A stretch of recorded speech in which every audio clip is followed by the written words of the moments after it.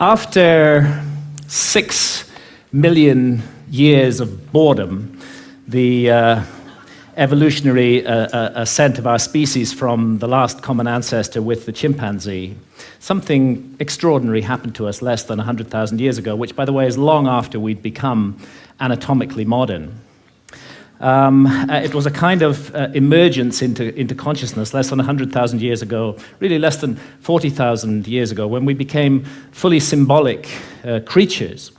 And this great change has been defined as the single most important step forward in the evolution of human behavior, is intimately associated with the emergence of the great and transcendent rock and cave art all around the world.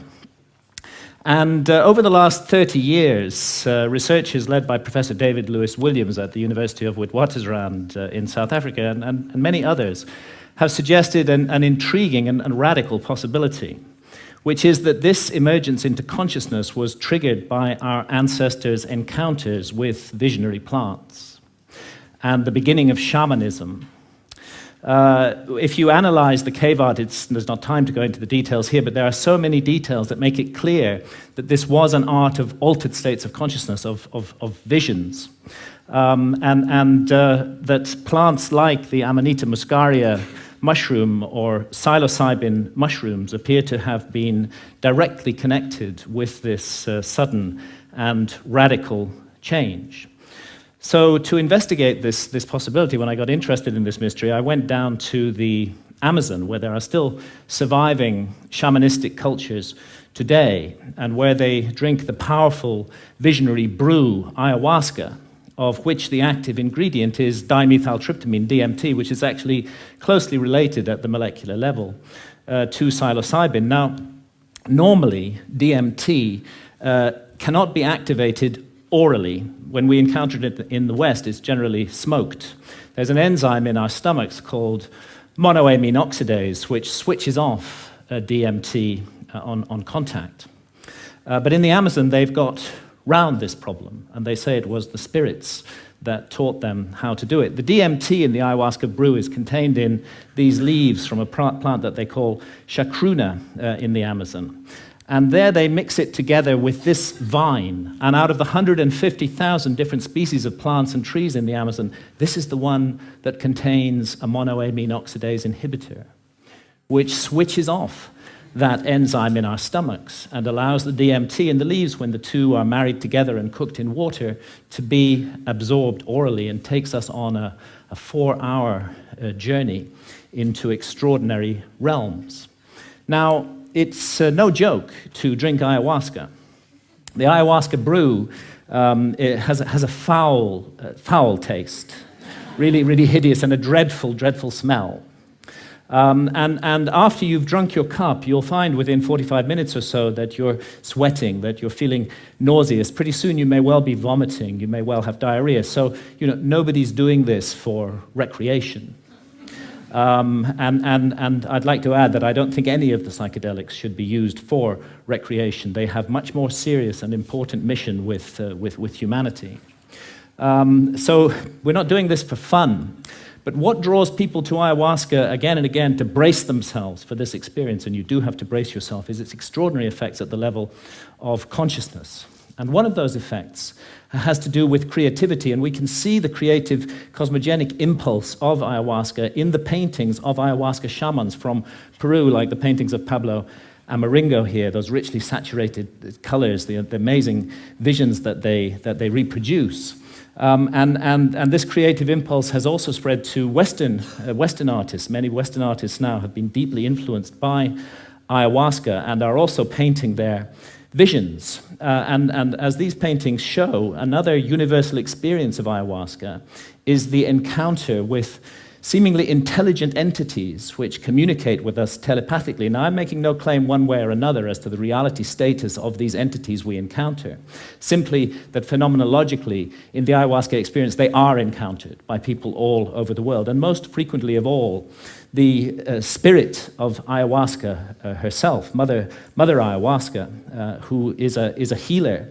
And although she's kind of the mother goddess of the planet, She seems to take a direct personal interest in us as individuals, to heal our ills, to want us to be the best that we can possibly be, to correct errors and mistakes in our behavior that may be leading us down the wrong path. And this is perhaps why, and it's an untold story really, ayahuasca has been fantastically successful in getting people off harmful addictions to hard drugs such as heroin and cocaine. Jacques Mabit at the Takiwasi Clinic in Peru brings heroin and cocaine addicts out there for a month, gives them 12 ayahuasca sessions, and they have encounters with Mother Ayahuasca during those sessions that lead them not to wish to take heroin or cocaine anymore, and more than half leave completely free of their addiction, never return to it, and don't even have withdrawal symptoms. And the same incredible healing work was being done in Canada by Dr. Gabor Mate until the Canadian government intervened and stopped his healing practice on the grounds that ayahuasca itself was an illegal drug. Now, I have some personal experience of this. I have not been addicted to heroin or cocaine, but I had a 24-year non-stop cannabis habit. And this started off smoking the herb and laterally vaporizing it, but the basic truth is that for 24 years, I was pretty much permanently stoned. And I enjoyed being stoned. And I felt that it helped me with my work as a writer, and perhaps at some point it did. But when I first encountered ayahuasca, I'd already been smoking cannabis for 16 years, and almost immediately, ayahuasca started giving me messages that this was no longer serving me, that it was leading me to behave in negative and unhelpful ways towards others. And of course, I ignored those messages for years and years and went back to being stoned 16 hours a day. But that negative behavior that ayahuasca was pointing up did actually get worse and worse. I don't want to put down cannabis, and I believe it's the sovereign right of every adult to choose to smoke cannabis if they wish to do so. But I think I was overusing it. I think I was abusing it, not using it responsibly. And I became more and more paranoid, jealous, possessive, suspicious. I was subject to irrational rages. I often made the life of my beloved partner, Santha, a misery. And when I went down for my regular encounter with ayahuasca in October 2011, I was given the most unbelievable kicking by Mother Ayahuasca. And I was put through an ordeal. It was a kind of life review. And it's not an accident that ayahuasca is the vine of the dead. I was shown my death. And I was shown that if I came to death and what awaits us after death, without having corrected the mistakes that I was making in my life, that it would be a very bad thing for me. And actually, Mother Ayahuasca literally took me to hell. And that hell was a little like this hell painted by Hieronymus Bosch, a truly terrible place, and a little like the place that the ancient Egyptians called the Judgement Hall of Osiris, where our souls are weighed in the scales in the presence of the gods against the feather of truth, of justice, of cosmic harmony. And I was shown that the path I was walking, my abuse of cannabis and the behavior associated with it, was going to lead me to be found wanting in the judgment, and that I might face annihilation in the world beyond death. So perhaps not surprising that when I came back to England later in October 2011, I gave up cannabis, and I've never smoked it again since then. And actually, and again, I'm speaking only personally with no comment on others' use of cannabis, it's as though a monkey has been lifted off my back. I'm liberated in incredible ways. Far from my creativity being inhibited, I find myself writing much more productively, much more creatively, much more focused, and much more efficiently as well. And I've begun to be able to address those negative aspects of my behavior, which cannabis had revealed, and hopefully to make myself slowly, it's a long progress, into a more nurturing, more loving, more positive person. And this whole transformation, it really has been a personal transformation for me, was made possible by this encounter with death that Mother Ayahuasca gave me. And you know, that leads me to ask, what is death? Our materialist science reduces everything to matter. Materialist science in the West says that we are just meat, we're just our bodies. So when the brain is dead, that's the end of consciousness. There is no life after death. There is no soul. We just rot and are gone. But actually, many honest scientists should admit that consciousness is the greatest mystery of science, and that we don't know exactly how it works. The brain's involved in it in some way, but we're not sure how. Could be that the brain generates consciousness the way a generator makes electricity. If you hold to that paradigm, then of course you can't believe in life after death. When the generator's broken, consciousness is gone. But it's equally possible that the relationship, and nothing in neuroscience rules it out, that the relationship is more like the relationship of the TV signal to the TV set. And in that case, when the TV set is broken, of course, the TV signal continues. And this is the paradigm of all spiritual traditions, that we are immortal souls, temporarily incarnated in these physical forms to learn and to grow and to develop. And really, if we want to know about this mystery, the last people we should ask are materialist reductionist scientists. They have nothing to say on the matter at all. Let's go rather to the ancient Egyptians, who put their best minds to work for 3,000 years on the problem of death, and on the problem of how we should live our lives to prepare for what we will confront after death. And the ancient Egyptians expressed their ideas in transcendent art, which still touches us emotionally today, and they came to certain very specific conclusions that the soul does survive death, and that we will be held accountable for every thought, every action, every deed that we have lived through in our lives. So we better take this precious opportunity to be born in a human body seriously and make the most of it. And in these inquiries into the mystery of death, the ancient Egyptians weren't just exercising their imaginations. They highly valued dream states, and it's now known that they used visionary plants like the hallucinogenic blue water lily. And it's interesting that the ancient Egyptian tree of life has recently been identified as the Acacia nilotica, which contains high quantities of DMT, dimethyltryptamine, the same active ingredient that we find in ayahuasca. Now, it's difficult to imagine a society more different from the society of ancient Egypt than our society today. We hate visionary states in this society. In our society, if we want to insult somebody, we call them a dreamer. In ancient societies, that was praise. And we have erected huge apparatuses of armed bureaucracies who will invade our privacy, who will break down our doors, who will arrest us, who will send us to prison, sometimes for years, for possessing even small quantities of psilocybin or substances like DMT, whether in its smokable form or in the ayahuasca brew. And yet, ironically, DMT is, we now know, a natural brain hormone. We all have it in our bodies, and it's just that its function remains unknown for lack of research. And it's not as though our society is opposed in principle to altered states of consciousness. I mean, billions are being made by the unholy alliance of psychiatrists and big pharma in overprescribing drugs to control so-called syndromes like depression or attention deficit disorder in teenagers.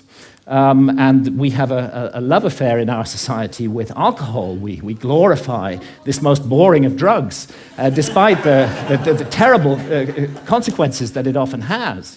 And of course, we love our stimulants, our tea, our coffee, our energy drinks, our sugar, and huge industries are built around these substances, which are valued because of the way they alter consciousness. But what all these approved altered states of consciousness have in common is that none of them contradict or conflict with the basic state of consciousness valued by our society, which I would call the alert, problem-solving state of consciousness, which is good for the more mundane aspects of science. It's good for the prosecution of warfare. It's good for commerce. It's good for politics. But I think everybody realizes that the promise of a society over-monopolistically based upon this state of consciousness has proved hollow, and that this model is no longer working, that it's broken in every possible sense that a model can be broken, and that urgently we need to find something to replace it. The vast problems of global pollution that have resulted from the single-minded pursuit of profit, the horrors of nuclear proliferation, the specter of hunger, that millions every night go to bed starving, that we can't even solve this problem despite our alert problem-solving state of consciousness. And look what's happening in the Amazon, the lungs of our planet, this precious home of biodiversity. The old-growth rainforest being cut down and replaced with soybean farms so we can feed cattle, so that we can all eat hamburgers. Only a truly insane global state of consciousness could allow such an abomination to occur. And I did a back-of-an-envelope calculation during the Iraq War. It seems to me that 6 months' expenditure on the Iraq war would have solved the problem of the Amazon forever, would be sufficient to compensate the peoples of the Amazon so that no single tree ever needed to be cut down again to garden and look after that amazing resource. But we can't make that decision as a global community. We can spend countless billions on warfare, on hatred, on fear, on suspicion, on division, but we can't get together the collective effort to save the lungs of our planet. And this is perhaps why shamans from the Amazon are now mounting a kind of reverse missionary activity. When I've asked shamans about the sickness of the West, they say it's quite simple. You guys have severed your connection with spirit. Unless you reconnect with spirit and do so soon, you're going to bring the whole house of cards down around your heads and ours. And rightly or wrongly, they believe that ayahuasca is the remedy for that sickness. And many now are being called to the Amazon to drink ayahuasca, and ayahuasca shamans are traveling throughout the West, offering the brew, often under the radar, often at personal risk, to bring about consciousness change. And it's true that the message of ayahuasca, the universal message, is about the sacred, magical, enchanted, infinitely precious nature of life on earth and the interdependence of material and spiritual realms. And it's impossible to work with ayahuasca for long without being deeply and profoundly affected by this message. And let's not forget that ayahuasca is not alone, that it's part of an ancient worldwide system of the targeted, careful, responsible alteration of consciousness. It's recently been shown by scholars that the kykeon used in the Eleusinian mysteries in ancient Greece was almost certainly a psychedelic brew, that the soma of the Vedas may well have been a brew based upon the Amanita muscaria mushroom. We have the DMT in the ancient Egyptian tree of life. We have the whole global cultures of surviving shamanism, and what it's all about is a state of consciousness that's designed to help us find balance, harmony. The ancient Egyptians would have called it Ma'at, with the universe, and to remain mindful that what we're here to undertake on earth while immersed in matter is fundamentally a spiritual journey aimed at the growth and perfection of the soul, a journey that may go back to the very origins of what made us human in the first place. And I stand here invoking the hard-won right of freedom of speech to call for and demand another right to be recognized, and that is the right of adult sovereignty over consciousness. There's a war on consciousness in our society, and if we as adults are not allowed to make sovereign decisions about what to experience with our own consciousness while doing no harm to others, including the decision to use responsibly ancient and sacred visionary plants, then we cannot claim to be free in any way. And it's useless for our society to go around the world imposing our form of democracy on others while we nourish this rot at the heart of society and we do not allow individual freedom over consciousness. It may even be that we're denying ourselves the next vital step in our own evolution by allowing this state of affairs to continue, and who knows, perhaps our immortal destiny as well. Thank you, ladies and gentlemen.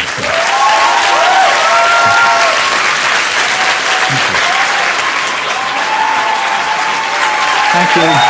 Thank you.